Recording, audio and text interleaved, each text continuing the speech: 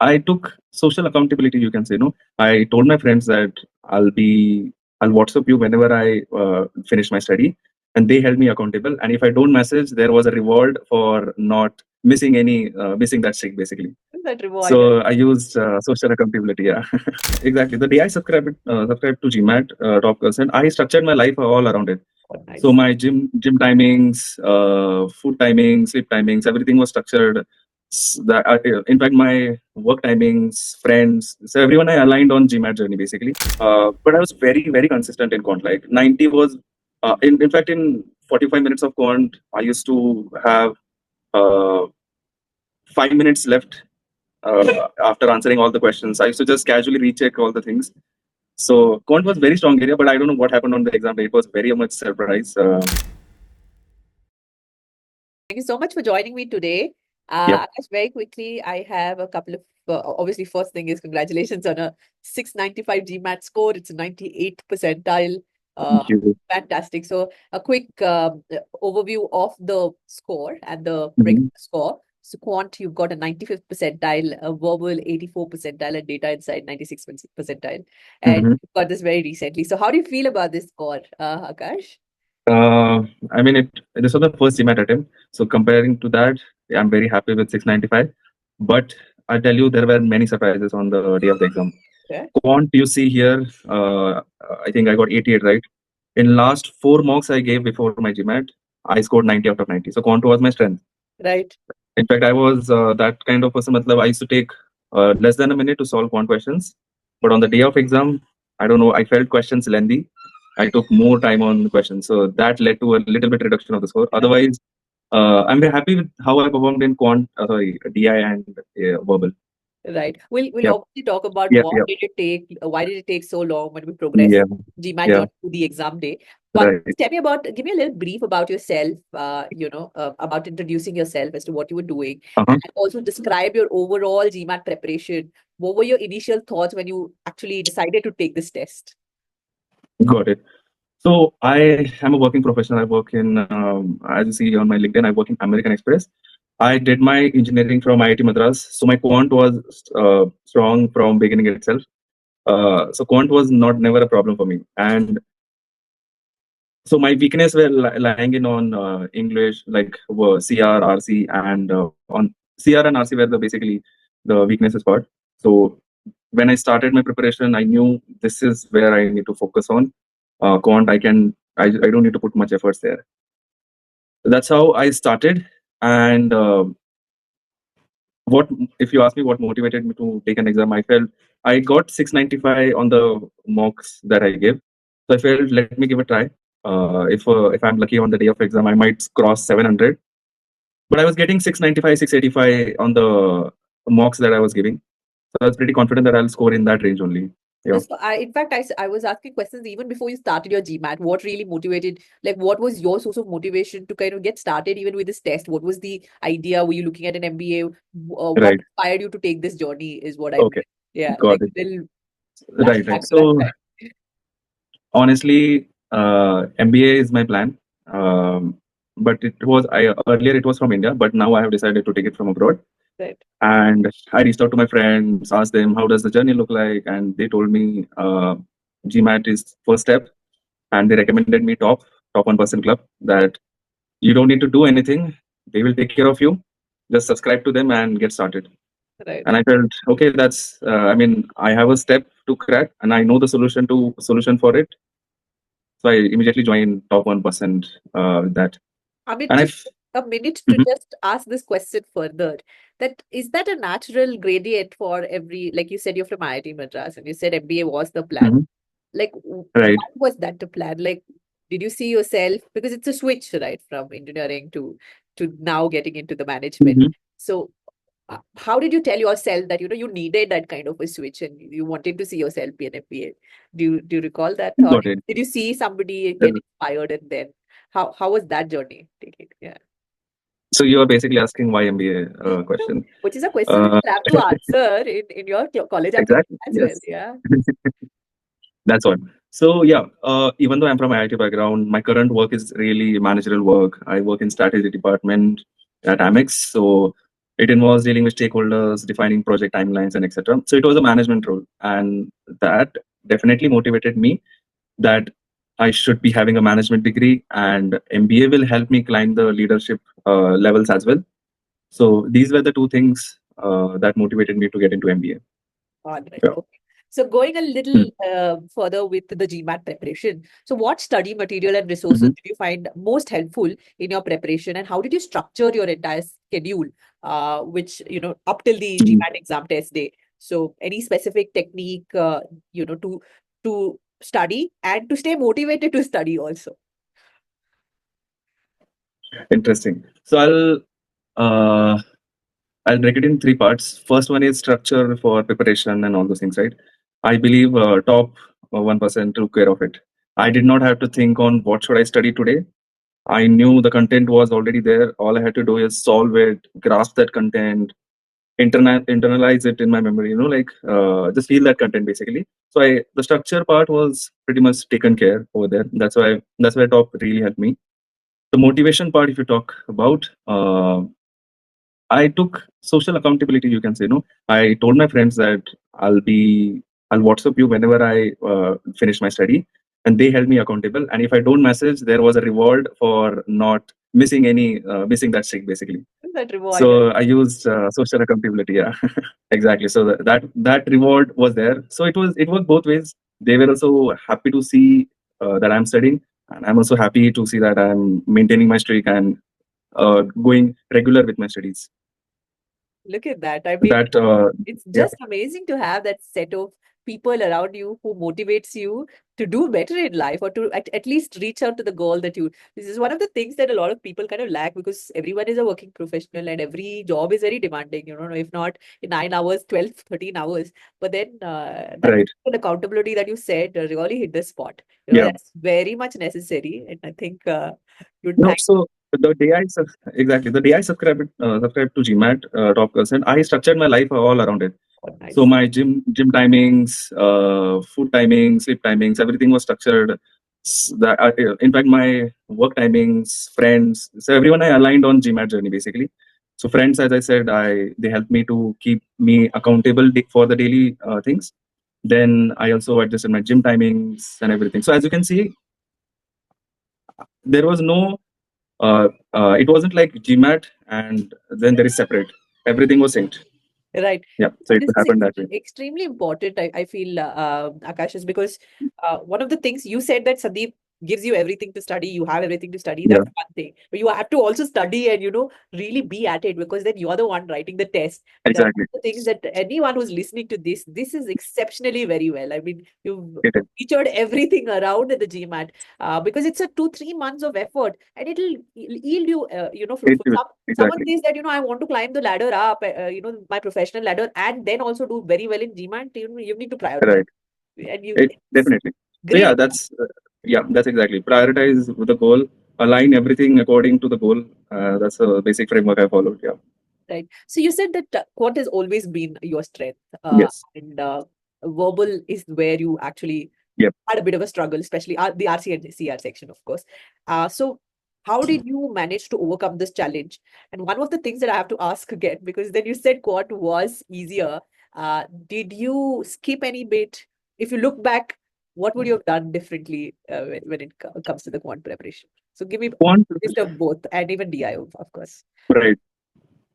I seriously don't think so. I would have done anything different. Maybe uh, solve very harder questions in a lesser time that I could have done. But I was very, very consistent in quant. Like 90 was, in fact, in 45 minutes of quant, I used to have uh, 5 minutes left after answering all the questions. I used to just casually recheck all the things. So quant was very strong area, but I don't know what happened on the exam day. It was very much surprise. It was a little bit lengthy, I felt. Different in quant. Um, I think the material that Sandeep sir provided, that was very vast. So I didn't complete all those material, but I maybe that would have given me more quant tuning in my mindset. No, like if I get this kind of questions, this is the framework I need to solve it. So yeah, I mean, And that's how I look at the quant. That way. Right. So how did you go about, the test series just before you give your exam? How did you approach the practice tests? What mistakes that you did? What did you learn? Did you also get to talk to any of the faculty? Just give me a gist about what happened before the exam. What you were highlighting a little earlier when we started, saying you hit a point of 695, 705. That's when you know. Mm. So how did that preparation come through, and what was the learning? What was the corrections? All that. Correct. Yeah. So let me start from beginning. When Yeah. I started, I got 595 score. The reality hits in, that there is still a lot to cover, and that's when I started looking at the weaknesses and strengths, the analysis I did. In terms of that, again, I found out that it's RC and CR is where I need to work upon, and that's where Octave comes into picture. To solve the RC questions, I was able to tackle them using that Octave framework. For CR, assumption was my weakest, and again, assumption negation technique, which Sandeep sir told, that helped me. I took self-paced course, so I didn't have much interaction with any faculty. But wherever I got some questions, I mailed to the team, and I got response very immediately. That Right. was really appreciable thing, definitely, right? And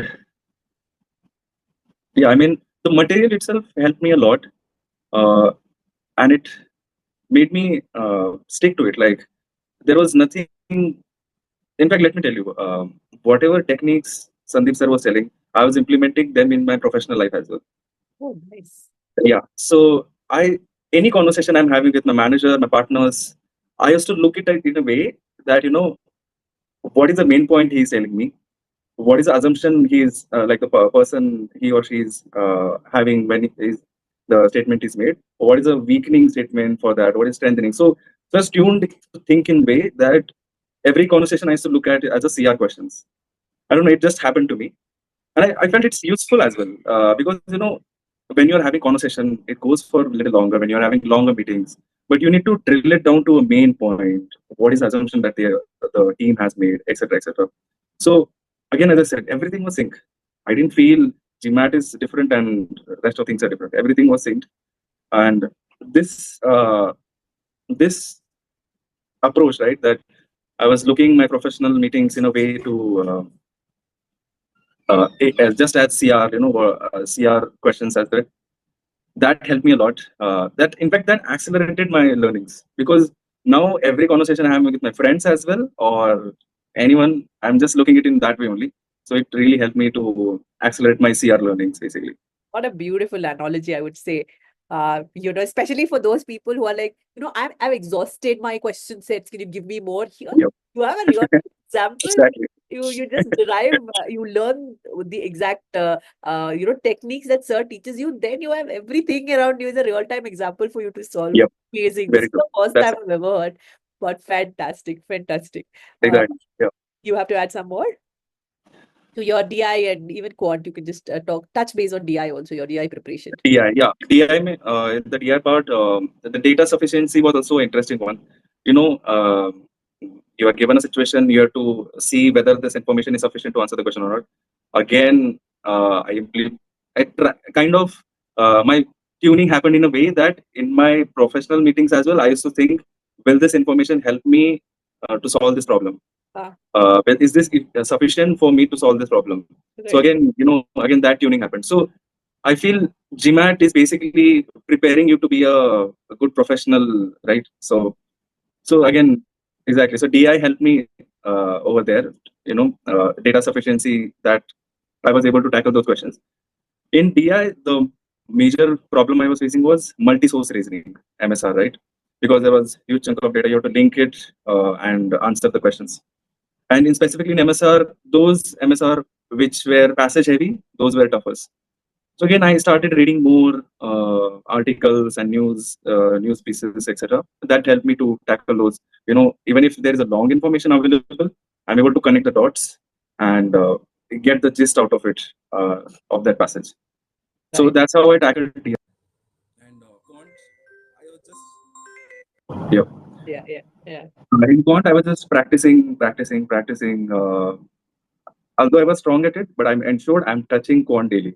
I did not become more confident on it. I touched on daily. I did it for 1 hour daily. Solved the major weakness in quant was permutation, combinations, and probability, etc. So I was hitting those questions daily uh, and practicing them. It just hit me that, what you said earlier was very true about, in an MBA professional, why do the top schools seek GMAT score and a valid Right. GMAT score? They actually look at the skill. Either you have through GMAT or you have through professional life, and they're all both interlinked, directly linked, in fact. And Exactly. you actually analyzing that so much earlier on in your preparation and then putting that in action, it's just superb, superb. So tell me about Yeah. your test day. What happened? What section did you choose? Why did you choose that order of your preparation? And what really went through each of the section, quant, verbal, and DI?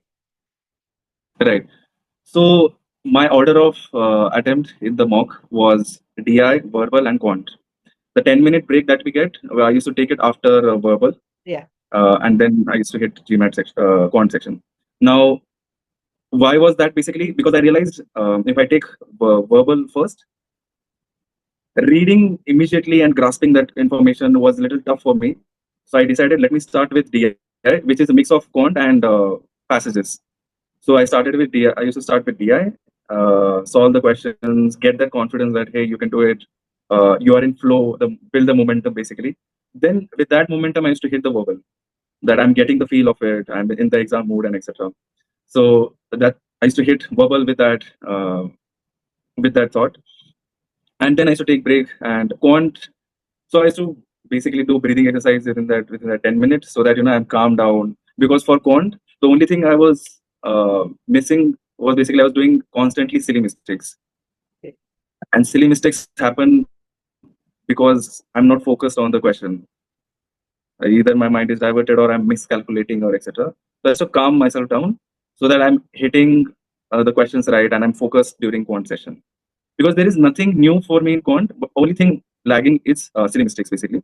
So to avoid that, I just need to be calm and composed while answering the quant questions. Okay. Yep.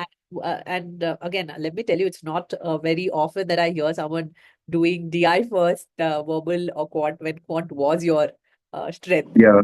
You Yeah. know, did you try that in your mocks as well, going through the similar section, or was it on the test day that you took a chance? No. Earlier, when I started my preparation, I was thinking that since verbal is very tough for me, let me put my brain energy in verbal first, then DI, then quant. Because quant required less energy because I was pretty good at it. But then I realized having the verbal first is too much of a thing. Let me first build the momentum. That's why I switched DI and verbal and then hit the quant. And on the exam day also, no changes, no surprises. I followed that strategy: DI, verbal, and quant. Right. So we come Yeah, to the last part of the question, which would say, what advice would you give to the other students who are preparing for the GMAT? Are there any specific insights that you found particularly valuable that you'd like to share sure. just summarizing the do's and the don'ts for any aspirant here? Yeah. Do's, again, let me derive my do's from my mistakes that I did. I solved many mocks, but I wasn't getting those learnings from it. It's like mocks are basically like fruit. You have to get as much juice as much you can from that fruit basically, and that juice is basically learnings. I was just giving mocks, looking at the scores. How is my score looking?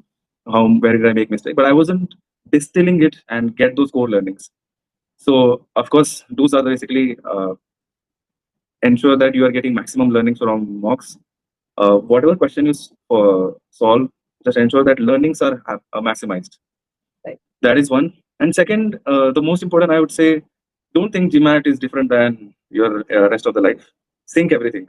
Right. As as I said, use your friends, not use your friends, but tell your parents or friends to keep you accountable for studying daily.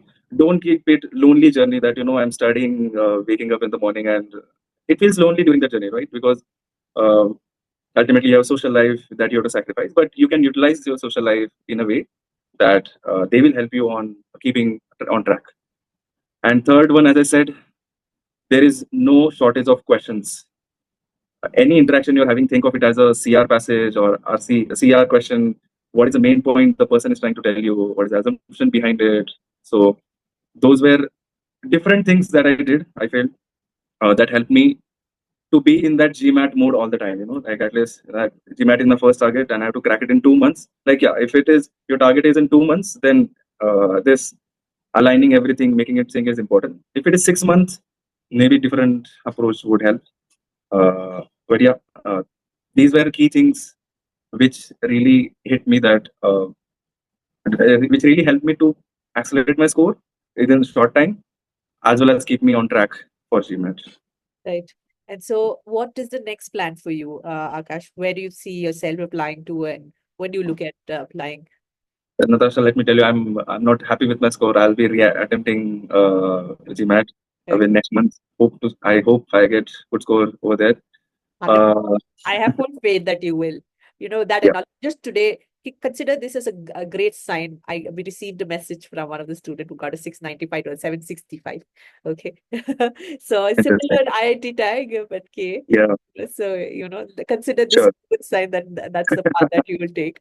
But yes, Interesting. Yeah, yeah. you I were mean, yeah, whole idea behind giving one other attempt is basically score more than 720 plus, so that scholarship chances are higher, right?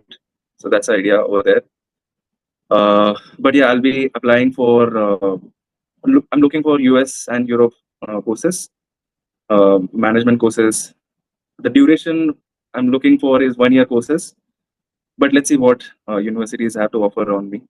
So I'll be going through all the process and everything this year, so that I get admit next year. be very Yep. successful. Perfect, perfect. Yep. Any help that you need throughout to get through your the second attempt, let us know. But really excited and very happy that you shared so many insights that were the first time that I heard. And with that kind of an input, you're surely to hit the jackpot for sure.